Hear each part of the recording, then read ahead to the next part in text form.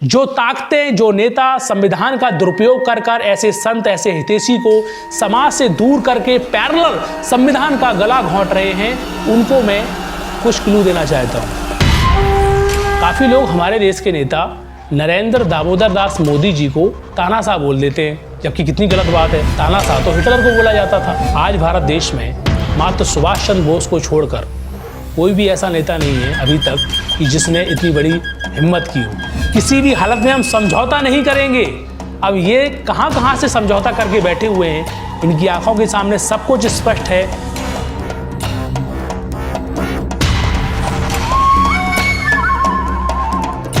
देसी विदेशी कंपनियों के माध्यम से जिन एलिट्स और नेताओं का महिमा मंडल मिलियन ट्रिलियन रुपए खर्च करके जनता को बेवकूफ़ बनाने के लिए किया जाता है, अगर आप इसकी हकीकत थोड़ा भी समझेंगे तो आपको स्पष्ट रूप से दिखने लगेगा कि आज देश के नेता देश को देशभक्ति से चला रहे हैं या फिर एलिट्सों की भक्ति से देश को चलाया जा रहा है। आज मैं आपके सामने तानाशाह के नाम पर भी सही रियल देशभक्ति का आईना आपके सामने रखूंगा, जिससे आपको स्पष्ट रूप से दिखने लगेगा कि वास्तव में देशभक्ति क्या होती है। भ्रष्टाचार के मूल में, टूट रहे समाज की हताशा और निराशा के मूल में, बेरोजगारी, भुखमरी, अमानवीयता के मूल में आप पैसा को ही पाएंगे। एन केन प्रकारेण कैसे भी पैसा हमारे पास आना चाहिए, और पैसा एक ऐसी नॉर्मल चीज है जिसे किसी भी देश का राष्ट्रभक्त नेता अपने देश की यह सभी समस्याओं को खत्म करने के लिए बड़े ही आसानी से छाप सकता है, और कितना भी छाप सकता है, पर ऐसा होता नहीं। यही तो बैंकरों और एलिट्स की कंट्रोल पॉलिसी है। इसीलिए आप बड़े ही आसानी से इन बातों को समझें।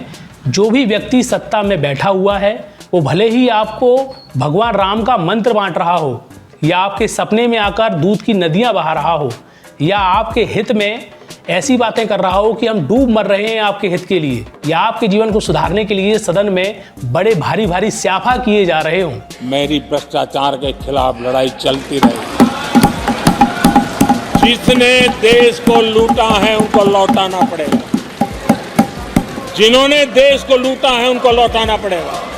जिसको जो आरोप लगाना है लगाना है। कुछ होने वाला नहीं है, क्योंकि उसे गुलामी करने के लिए और आप पर कंट्रोल पॉलिसी के तहत गुलाम बनाकर रखने के लिए उसका यूज किया जा रहा है। जो कि आज आपके लिए कितना हितैषी है, उसे हम आज विश्लेषण के माध्यम से आपको सरल तरीके से समझाएंगे। काफी लोग हमारे देश के नेता नरेंद्र दामोदर दास मोदी जी को तानाशाह बोल देते हैं, जबकि कितनी गलत बात है। तानाशाह तो हिटलर को बोला जाता था। आप ऐसा बोलकर हिटलर की देशभक्ति पर कलंक लगा रहे हैं। फ्री मेसनरियों का कार्य, गोलमेज समुदाय का लक्ष्य, बैंकरों के माया जाल ने जब प्रथम विश्व युद्ध में जर्मनी को पूरी तरह चौपट कर दिया था, कर्जे में डुबा दिया था। ऐसे वक्त में हिटलर ही एक ऐसा शासक था जिसने 2 साल के अंदर जर्मनी को फिर से विश्व की बड़ी शक्ति के रूप में खड़ा कर दिया था। जब सभी देश बैंकरों के माया जाल में फंसकर अपने देश की करेंसी नहीं छाप सकते थे, तब हिटलर ने बाकी देशों से ताकतवर बनने के लिए खुद के पैसे छापे। जो ताकतें विश्व नियंत्रण केंद्र सरकार बनाने का लक्ष्य लिए सभी देशों को अपने कब्जे में लिए बैठी थी, वहीं पर इतना बड़ा साहस हिटलर ने किया था। इसीलिए सभी देश मिलकर हिटलर को खत्म करना चाहते थे। सन 1919 से लेकर 1945 तक जर्मनी ही एक ऐसा देश था जिसने हिटलर के नेतृत्व में बैंकरों को चुनौती दी थी। प्रथम विश्व युद्ध के बाद जर्मनी पूरी तरह बर्बाद हो गया था। जर्मनी को युद्ध का पूरा खर्चा भरना पड़ा था, जो पूरे जर्मनी देश की संपत्ति से 3 गुना था। तब बैंकरों ने वहां पर षड्यंत्र कर वहां की केंद्रीय बैंक का निजीकरण कर दिया। इसके बाद उन्होंने बेहिसाब पैसा बनाकर शॉर्ट सेल के लिए उपलब्ध करा दिया, ताकि सट्टा बाजार में शॉर्ट सेल करके जर्मनी की मुद्रा से लोगों का विश्वास उठ जाए। ऐसा करने से 1922 से लेकर 1923 तक जर्मनी भयंकर आर्थिक संगठन से गुजर रहा था, जिसमें बेहिसाब महंगाई बढ़ी। इस समय पर डॉलर की कीमत 4.3 लाख करोड़ फ्रैंक हो गई थी। नोटों की गड्डियां बेकार हो गई थी और उन नोटों को बच्चे घर बनाकर उसका खेल खेलते थे। ऐसे वक्त में हिटलर ने अपने देश के प्रति वफादारी निभाई। मैं आपको बता दूं कि ये बात आप सुनकर चौंक जाएंगे कि हिटलर बैंकरों का एजेंट था, और बैंकरों ने ही जर्मनी में हिटलर को तैनात किया था, क्योंकि बगल में रूस, जहां पर स्टालिन पैरेलल काम कर रहा था, वो इनके मंसूबों को पनपने नहीं दे रहा था। बैंकरों के मंसूबे वहां पर पनप नहीं पा रहे थे, इसीलिए बैंकरों ने प्लान तरीके से हिटलर को जर्मनी में बैठाया।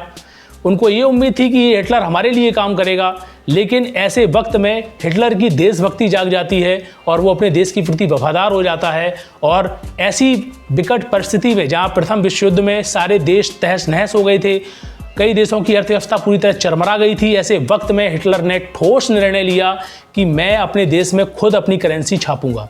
ये हिटलर का निर्णय था। और ये निर्णय कैसे ले पाया हिटलर? उसके अंदर देशभक्ति थी। जब किसी देश की सरकार को जनता में पैसा खर्च करने की जरूरत पड़ती है, तब सरकार केंद्रीय बैंक को एक बॉन्ड लिखकर देती है। उसके बदले में बैंक सरकार को कर्जे में पैसा बनाकर देती है, जिस पर वो ब्याज की भी मांग करती है। हिटलर ने इस प्रक्रिया को ठुकराते हुए जर्मनी बॉन्ड बैंकों में ना देकर सीधे जनता में खर्च करना शुरू कर दिया। हिटलर ने जर्मनी के विकास कार्य करने के लिए 100 करोड़ के बॉन्ड जारी किए, जिसे लेबर ट्रेजरी सर्टिफिकेट कहा जाता है। लाखों लोगों को काम पर लगाया गया और सभी को तनख्वाह के रूप में ट्रेजरी सर्टिफिकेट दिए गए। जब कर्मचारियों ने यह सर्टिफिकेट पैसे के रूप में समाज में जाकर खर्च करना शुरू किया, तो और लोगों की जेब में यही सर्टिफिकेट आना शुरू हो गए। सभी को काम मिलने लगा। इसी प्रक्रिया के चलते 2 साल के अंदर ही जर्मनी में बेरोजगारी की समस्या खत्म हो गई। जब दुनिया के सभी देश मंदी झेल रहे थे, तब जर्मनी उभर कर सशक्त हो रहा था और ये सब कुछ हिटलर के कारण हो पा रहा था। एक बहुत बड़ा एग्जाम्पल आपके सामने दे रहा हूँ कि आज जो नेता विश्व नियंत्रण केंद्र सरकार की कठपुतलियां बने हैं, कम से कम हिटलर से भी तो गए बीते मत बने। हिटलर भी इन्हीं ताकतों का एजेंट था, जिन ताकतों के आप एजेंट पद निभा रहे हैं, जिनसे आप वफादारी निभा रहे हैं, जहाँ से स्क्रिप्ट आ रही है आप उसको पूरा कर रहे हैं देश में, उन्हीं ताकतों का ये एजेंट था। लेकिन सत्ता में बैठने के बाद हिटलर का कैसे मन परिवर्तित हुआ? कुछ तो उसके अंदर सच्चाई होगी। उसने अपने देश के लिए अच्छे निर्णय लिए और खुद की धनराशि, खुद का पैसा छापने की हिम्मत की। कितनी बड़ी हिम्मत की! आज भारत देश में मात्र सुभाष चंद्र बोस को छोड़कर कोई भी ऐसा नेता नहीं है अभी तक कि जिसने इतनी बड़ी हिम्मत की हो। आज बड़ी बड़ी बातें करके जो लोग बड़े बड़े हाथ मिला रहे हैं, ऐसा लगता है कि यही विश्व के एलीट्स हैं और इन्होंने ही भारत की छवि को क्रिएट किया है। लेकिन जो मैंने अगले एपिसोड में आपको पूरा रहस्य बताया था, इसमें आपको ये तमाम रहस्यों को अच्छी तरीके से समझना होगा कि ये नेता आज किनके द्वारा बैठाए गए हैं। भारत देश की सरकारें जनता के सामने ऐसा दिखाती हैं, जितना टैक्स वसूला जाएगा, जनता से इतना टैक्स लिया जाएगा, उतनी ही सरकारें मजबूत होंगी और सशक्त होंगी। इस प्रकार से धड़ल्ले से टैक्स बढ़ाया जाता है, जीएसटी के नाम पर लिया जाता है, जबकि होता इसका उल्टा है। ज्यादा टैक्स बढ़ा देने से जनता कोई काम के लायक नहीं बचती। जनता जब कोई काम के लायक नहीं बचती तो राज्य की आमदनी रुक जाती है। इस प्रकार से ये पूरा अधूरापन चलता है और ये अधूरापन बनाकर रखने की पूरी प्रोसेस बैंकरों के माध्यम से स्क्रिप्ट के रूप में दी जाती है और यहाँ पर अप्लाई किया जाता है। जबकि हिटलर ने क्या किया था? नोटबंदी और जीएसटी लगाने की बजाय उसने अपने देश को कर्ज मुक्त पैसा बनाकर जनता में खर्च किया और टैक्स भी बहुत कम कर दिया। इससे हुआ यह है कि जनता को रोजगार के साधन मिले, रोजगार मिल गया और जनता की आमदनी भी 7 गुनी हो गई। जब सब कुछ सुचारू रूप से चल रहा था तो जानबूझकर इन ताकतों ने हिटलर को दोबारा युद्ध में उतारा और हिटलर को बड़े पैमाने में उसके साथ युद्ध लड़कर फिर से परास्त कर उसे खत्म करने का बड़ा प्लान किया गया। 17वीं सदी में भारतीय अर्थव्यवस्था 25% आय के साथ पूरी दुनिया में सबसे बड़ी थी। यानी पूरी दुनिया में जितनी भी पूंजी उत्पन्न हो रही थी, उसका 1/4 उत्पादन मात्र भारत में हो रहा था। पहले भारत को सोने की चिड़िया कहा जाता था। कई हिस्टोरिकल से आप पूछेंगे, जो बहुत बड़े बड़े जिन्हें जानकार बोला जाता है, अर्थशास्त्री बोला जाता है, तो काफी लोग यही उत्तर देते हैं कि सोने की चिड़िया इसलिए कहा जाता था क्योंकि भारत कृषि प्रधान देश था, जबकि ऐसा नहीं है। असल में भारत कृषि केंद्रीय औद्योगिक प्रधान देश था। उस समय भारत में 7 लाख से भी ऊपर गांव थे। गांव में मात्र खेती ही नहीं होती थी, और भी जाति के लोग वहां रहते थे, जैसे लोहार, बढ़ई, धोबी, नाई, सुनार, चमड़े का व्यापार करने वाले। इस प्रकार से लगभग 360 प्रकार की जातियां पाई जाती थी, जिनका घर अपने में एक छोटी फैक्ट्री हुआ करता था। आप देखेंगे कि देश के अलग अलग राज्यों में कहीं पर चमड़ा उद्योग है, कहीं पर रेशम उद्योग है, कपड़ा उद्योग है। बहुत सारे ऐसे उद्योग अलग अलग राज्यों में लोग अपने अपने गांव में किया करते थे, और यह लोग विदेशों में जाकर भी उद्योग करके आते थे और वहां से ये तमाम चीज़ें बेचकर उसके बदले में सोना लेकर आते थे। उस समय भारत देश के राजा अगर कर भी लगाया करते थे तो वो कर अनाज आदि के रूप में चुकाना पड़ता था। तो ये तो बहुत सरल था। किसानों की ज़मीनें हुआ करती थी, लोगों की ज़मीनें हुआ करती थी, लोग आसानी से अनाज उपजाया करते थे और वो कर आसानी से चुका देते थे, क्योंकि अनाज उपजाकर राजा को देना उनके लिए आसान होता था। कुछ राजा सोना और चांदी का कर लगाते भी थे, तो साल में कुछ ऐसे फंक्शन होते थे जिसमें वो आसानी से उस फंक्शन में सोना चांदी को समाज के बीच में फिर से बांट देते थे प्रजा के बीच में, वो फिर से घूम फिर के सोना आ जाया करता था। कई राज्यों के राजा तो ऐसे थे कि जो साल में अपना खजाना खोल दिया करते थे और फिर से वह खजाने का रखा सोना चांदी जनता के बीच में घूम फिर के आ जाया करता था। भारत देश में जब अंग्रेज आए तो उन्होंने बहुत ही गंदी नीति के तहत काम करना चालू किया। उन्होंने कर लगाना चालू किया। कर की उन्होंने ऐसी नीतियां बनाई कि वो कर के रूप में लोगों से अनाज नहीं मांगा करते थे, वो कर के रूप में सीधा सीधा सोना मांगा करते थे, चांदी लोगों का मांगा करते थे, क्योंकि उनको पता था कि हम अगर अनाज मांगेंगे इन लोगों से तो ये आसानी से हमको अपना अनाज दे, क्योंकि आसानी से इनके यहाँ पर ये उत्पन्न होता है और दे सकते हैं।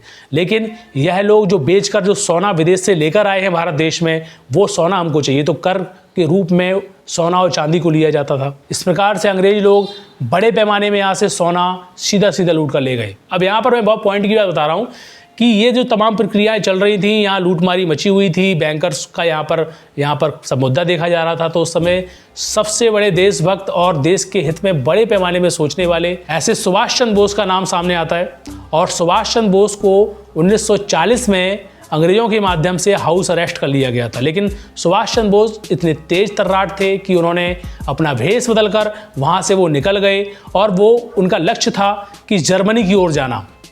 जर्मनी में जहाँ पर हिटलर बैठा हुआ है, हिटलर से मिलकर वो बहुत कुछ सीखना चाहते थे, समझना चाहते थे कि आखिर ऐसे वक्त में हिटलर ही एक ऐसा शासक था जिसने कम समय में पूरी दुनिया में जर्मनी को सशक्त किया था। इसलिए सुभाष चंद्र बोस हिटलर से मिलने के लिए पूरी योजना बना रहे थे। जब 1940 में उन्हें हाउस अरेस्ट किया गया तो भेष बदलकर वो वहाँ से निकले और सीधे वो जर्मनी गए। जर्मनी में जब वो गए तो बहुत सारे अधिकारी होते थे और हिटलर उनको आसानी से मिल नहीं सकते थे, क्योंकि भारत से आए हुए थे। कई अधिकारी को कहीं ऐसा शक ना हो जाए कि कहीं अंग्रेज़ों के एजेंट तो नहीं है, इसीलिए उन्होंने अपनी आपस में मित्रता बनाना चालू की। जो जर्मनी के अधिकारी थे, जर्मनी के अधिकारियों को इस बात को समझ में आ गया था कि सुभाष चंद्र बोस ये अपने देश के देशभक्त हैं, इसीलिए उन्हें हिटलर से मिलाया गया। और जब वो हिटलर से मिले तो उन्होंने तमाम बातें भारत की बताई।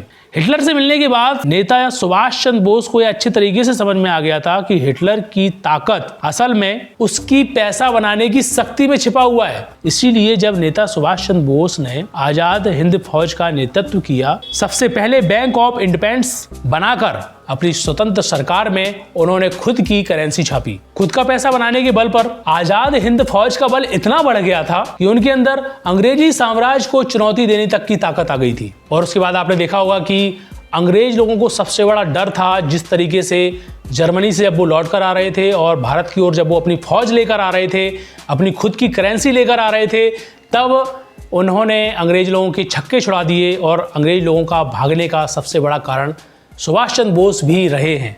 जब अंग्रेज लोग भारत देश को छोड़कर जा रहे थे तो अंग्रेज लोगों ने सुभाष चंद्र बोस को अरेस्ट करने की बहुत सारी कोशिश की, यहाँ तक कि सुभाष चंद्र बोस को पकड़ा जाने की बहुत सारी बातें आ रही हैं। आपने देखा होगा अंग्रेज लोगों ने बहुत सारे दस्तावेज सुभाष चंद्र बोस के विषय में छोड़े, लेकिन कभी भी उन्होंने इस बात को एक्सपोज नहीं किया कि सुभाष चंद्र बोस ही एक ऐसे शख्स थे, पूरे विश्व के दूसरे ऐसे शख्स थे जिन्होंने खुद की करेंसी छापी थी हिटलर के बाद। और ऐसे शख्स का भेद अगर भारत को पता चल जाए और भारत देश के नेता इस पैटेंट पे काम करने लगे तो ईंट से ईंट बच सकती है। और इतने बड़े भेद को जनता के बीच से छुपाया गया।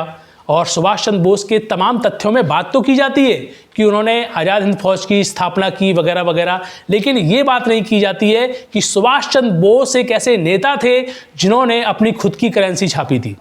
आज भारत देश में बहुत सारे लोग ज्ञान देते हैं, बहुत सारे लोग हित की बात करते हैं, ऐसा दिखाते हैं कि जनता के हम परम हितैषी हैं और हर 5 साल के बाद जनता उनको चुनकर लाती है। लेकिन जनता अपने आप में यही पाती है, वही बेरोजगारी, वही दिक्कतें, वही भ्रष्टाचारी।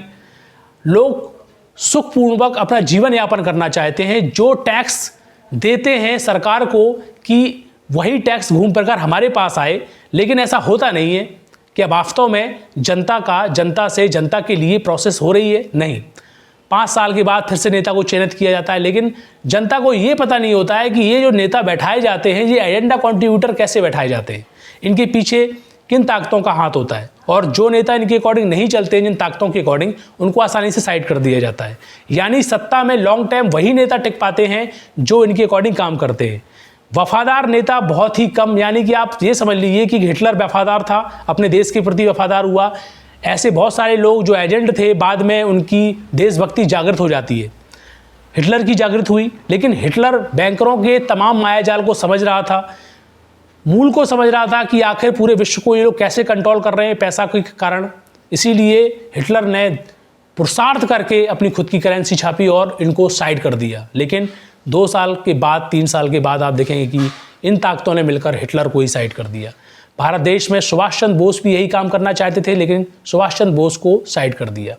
आज जो नेता सदन में बड़ी बड़ी स्पीचें बोलते हैं कि हम भ्रष्टाचार मुक्त भारत को बनाएंगे, हम भ्रष्टाचार अपनी आंखों से होते हुए नहीं देखना चाहते हैं, किसी भी हालत में हम समझौता नहीं करेंगे। अब ये कहां से समझौता करके बैठे हुए हैं, इनकी आंखों के सामने सब कुछ स्पष्ट है। आज भारत देश में बेरोजगारी है, तमाम समस्याएं आप देखें, युवा आत्महत्या कर रहे हैं, किसान आत्महत्या कर रहे हैं, डिप्रेशन में जाकर बच्चे, उनके दिमाग में इतना लोड है, पढ़ाई का इतना लोड है, कुछ बनकर दिखाने का इतना लोड है कि बच्चे कम उम्र में आत्महत्या कर रहे हैं। इन तमाम बातों से गुजर कर उसके बदले में जो यहाँ कंपनियां पैरेलल काम कर रही हैं, यहाँ पर लोगों के स्वास्थ्य के साथ व्यापार करके लोगों का खून चूसकर जो भारी पैसा कमा रही हैं, बना रही हैं पैसा, 5G के नाम पर जो लोगों का शोषण किया जा रहा है, नॉन आयोनाइजिंग रेडिएशन का जो बोलबाला यहाँ दिखाकर लोगों को कैंसर का पेशेंट, माइंड का पेशेंट, डिप्रेशन का पेशेंट कैसे बनाया जा रहा है, इसके बदले में उनको बड़े बड़े बोल दिखाए जाते हैं, सुनाए जाते हैं कि आपके साथ कुछ गलत नहीं हो रहा है, आप बड़ी वफादारीवादी लोगों के बीच में जी रहे हैं, आपके इर्द गिर्द जो नेता हैं बड़े ही वफादार हैं, आपके देश का राष्ट्रपति या फिर प्रधानमंत्री पूर्ण तरीके से वफादारी की शपथ लेकर आपके साथ वफादारी के रूप में पेश आ रहा है। बड़ा ही दुख होता है। अब आप ऐसे लोगों से क्या उम्मीद करेंगे जिसे हिटलर बोलकर, जिस तानाशाह का नाम टाइटल देकर जिसे हम आज हिटलर के रूप में जानते हैं, ऐसा हिटलर से इन लोगों को कुछ तो सीखना चाहिए कि हिटलर भी एक समय इन्हीं ताकतों का एजेंट था, लेकिन उसके अंदर देशभक्ति जागी और उसने अपने देश के प्रति वफादारी अदा की। आज के नेता बड़े बड़े स्याफा सदन में करते हैं, फिर कुछ लोग बैकग्राउंड में संत आसाराम जी बापू का नाम भी लेते हैं। बड़ा दुख होता है। इस देश में निस्वार्थ भाव से अगर सेवा करने का सबसे बड़ा कार्य आज़ादी के बाद किसी ने किया तो संत आसाराम जी बापू ने किया। जहां पर लोगों का स्वास्थ्य का शोषण हो रहा था तो संत आसाराम जी बापू ने सूत्र दिया कि स्वस्थ सुखी सम्मानित जीवन। जहां पर धर्मांतरण का बोलबाला हो रहा था, भारतीय संस्कृति से लोगों को अमानवीयता की ओर लेकर पशुता की ओर लेके जाया जा रहा था, तो संत आसाराम जी बापू ने कहा कि हम धर्मांतरण नहीं होने देंगे। जहां पर देश की पीढ़ी, युवा को जहां पर खोखला करने के प्रकल्प चलाए जा रहे थे, आप देखें कि बॉलीवुड के माध्यम से कैसी माइंड प्रोग्रामिंग की जा रही थी, प्यार के नाम से लोगों को कैसा गुमराह करके छोटी छोटी उम्र में लोगों की जुबान में प्यार के नाम पर क्या दिया जा रहा था। तो संत आसाराम जी बापू ने वहां पर ब्रह्मचर्य का प्रचार प्रसार करके युवाओं को दिव्य प्रेरणा प्रकाश जैसा ग्रंथ दिया और दीक्षा दी, और युवा आज भी सशक्त है संत आसाराम जी बापू की देखरेख में। जब ये सब कुछ हो रहा था, फिर भ्रष्ट नेताओं का पोल पट्टी भी संत आसाराम जी बापू समय समय पर खोलते रहे। सोनिया गांधी की बात रही हो, कांग्रेस की बात रही हो, या फिर तत्कालीन बीजेपी की बात रही हो, अटल बिहारी वाजपेयी को भी कई बार कई मैटर में संत आसाराम जी बापू चमकाते रहे। फिर देश के भावी प्रधानमंत्री बोले जाते हैं, कर्णधार बोले जाते हैं, नरेंद्र मोदी जी को भी बार बार चमकाते रहे। कई बार तो उन्होंने यहाँ तक बोल दिया कि आप जो समझौता कर रहे हैं ये समझौता बहुत भारी पड़ेंगे। कहीं ना कहीं नेताओं को ये तमाम बातें खटक रही थी। पीपलान तरीके से आप देखें कि जब वो जेल में नहीं गए थे उससे पहले हेलीकॉप्टर कांड हुआ। हेलीकॉप्टर कैसे क्रैश होता है, 20 साल पुराने हेलीकॉप्टर में उनको बैठाकर किस तरीके से प्लानिंग की जाती है, कैसे वो लड्डू की तरह हेलीकॉप्टर गिर जाता है। और जब ये हादसा होता है उसके बाद हाल के हाल आप देखेंगे कि एजेंसियों के माध्यम से ये बदलाव कर दिए जाते हैं सूत्रों में कि 20 साल पुराना आप हेलीकॉप्टर इस्तेमाल नहीं कर सकते। जबकि संत आसाराम जी बापू के लिए 20 साल पुराना हेलीकॉप्टर इस्तेमाल करवाया गया, उसके पीछे बड़ी बड़ी ताकतें लगी हुई थी। संत आसाराम जी बापू को ख़त्म करने का प्रयास बाहर चल रहा था जब वो जेल के अंदर नहीं गए थे। जेल में गए उसके बावजूद भी जो लोग द्वेष निकाल रहे हैं, आज भी जो द्वेष निकाल रहे हैं, जिनका द्वेष स्पष्ट रूप से संविधान का गला घोंटते हुए दिख रहा है। मैं ये नहीं बोल रहा हूं कि संविधान, इस देश में संविधान का दुरुपयोग संत आसाराम जी बापू ने किया, नहीं। जो ताकतें, जो नेता संविधान का दुरुपयोग कर कर ऐसे संत, ऐसे हितैषी को समाज से दूर करके पैरेलल संविधान का गला घोंट रहे हैं, उनको मैं कुछ क्लू देना चाहता हूं। इस देश में सारे नियम हैं यहाँ पर बिरयानी खिलाई जाती है आतंकवादियों को। पॉस्को एक्ट की बात की जाए तो लोगों को आसानी से बेल दी जा रही है। संत आसाराम जी बापू के प्रकरण में जिन्होंने पूरा नंगा नाच किया, ऐसी मीडिया वो पकड़ी जाती है पॉस्को एक्ट में, तो आसानी से सबको बेल दे दी जाती है। यहाँ पर पॉस्को एक्ट के नाम पर, बापूजी के ऊपर धाराओं के नाम पर ऐसा दिखाया जाता है, जबकि वो सब ढोल की पोल है। एक दिन की बेल नहीं दी जाती है, उनकी इच्छा के अनुसार उनको आयुर्वेदिक ट्रीटमेंट नहीं दिया जाता है। ये संविधान का गला घोंटना नहीं है, ये मानव अधिकार का गला घोंटना नहीं है। इस देश में मानव अधिकार की बात करने वाले तमाम बुद्धिजीवियों को उनकी दिमाग में बापूजी का प्रकरण स्पष्ट ना हो, इसीलिए बड़ी बड़ी फिल्में बना दी जाती हैं। संत आसाराम जी बापू की छवि को टारगेट ऐसे समाज में किया जाता है। 6-6 साल तक आप देखेंगे स्ट्रीम मीडिया के माध्यम से ऐसा कंटेंट दिया गया समाज में कि लोगों के दिमाग में इतना कचरा भर गया कि लोग सोचने से ही ऊपर नहीं उठ पाते हैं। आखिर ये अत्याचार करके क्या संदेश देना चाहते हैं? कल के दिन आप देखेंगे कि राजीव दीक्षित के समय अंतराल में रामदेव बड़े ही ऊंचे बोल बोला करते थे इन बैंकरों के खिलाफ, ये जो एलिट्स जो ताकतें पैरेलल काम कर रही हैं उसके खिलाफ। कांग्रेस के समय में बड़ा आंदोलन किया करते थे, फिर अचानक बीजेपी की सरकार आती है, इनकी मुंह में टैप लग जाता है। आप इससे स्पष्ट समझ सकते हैं कि जो योगाचार बड़ी बड़ी लोगों के विश्वास को लेकर आगे बढ़े, वो उनके माथे टैप लग जाते हैं। उनको ये दिखता ही नहीं है कि देश में क्या हो रहा है। इस देश को जिन ताकतों के हाथों से पूरे विश्व का एक मार्केट बनाने के, हब बनाने के लिए यूज करवाया जा रहा है, क्या वो इतना भी नहीं बोल सकते? भारत देश में बहुत सारे राष्ट्र संत हैं जो अब बड़े बड़े टाइटल लेके घूमते हैं, क्या उनको ये तमाम बातें नहीं दिखती हैं? आखिर जो संत जेल में चले गए, जो हितैषी समाज के हित में सोचते और हित में सोचकर जिन्होंने बड़े पैमाने में जन जागरण का काम किया, उनके ऊपर जब अत्याचार हो रहा है तो समाज को भी पैरेलल ये चादर ढकवा दी गई है कि नहीं, संत आसाराम जी बापू देश के सबसे बड़े बलात्कारी हैं, संत आसाराम जी बापू ने सबसे बड़ा घिनौना कृत्य किया है। अब इसकी पोल में जाओ तो आप पाएंगे ना बलात्कार हुआ है, ना घिनौना कृत्य करने का कोई विषय ही नहीं उठा है।